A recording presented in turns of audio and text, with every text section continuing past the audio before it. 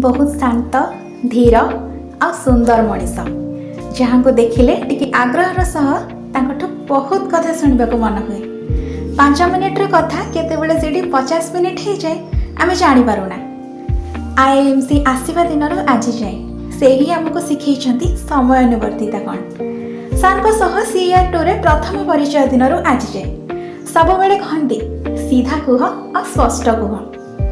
आज भी ठीक मन अच्छी प्रथम क्लास से प्रथम धाड़ी सब मु किए मु सांबादिक हेबी।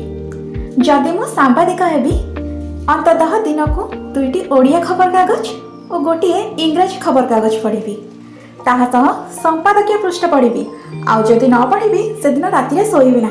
एमती अनेक कथा से आउ कहीं नुहंती मो प्रिय सौम्य सर से ही तो आमको सब बेले कहती बारंबार लेख आ बारंबार पढ़ सब बेले किछि नुआ नुआ अंदाज रे आमको अनेक कथा शिखई सार।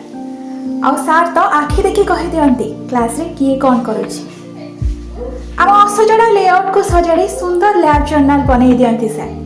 मु एडिटर दिन रिव्यू क्लास को आसीबा क्षणी आगे लास्ट बेंच को चाहि दिए सौम्य सर अछंती तो आ थिले टिके खुशी हो जाए। भूल हेले केबे भी गाली करि नाहंती सार बरम कहंती एमिति हुएनी रूपाली। सार को सह तो अनेक मीठा मीठा अनुभूति अच्छी आमर। सार इंद्रधनु हो कि से पानी ओढ़ा पहाड़ सफा हो डिफरेंट डिफरेंट एंगल रु केमिति फोटो उठे जाए सेटा आम सार को ठारू ही शिखीछु।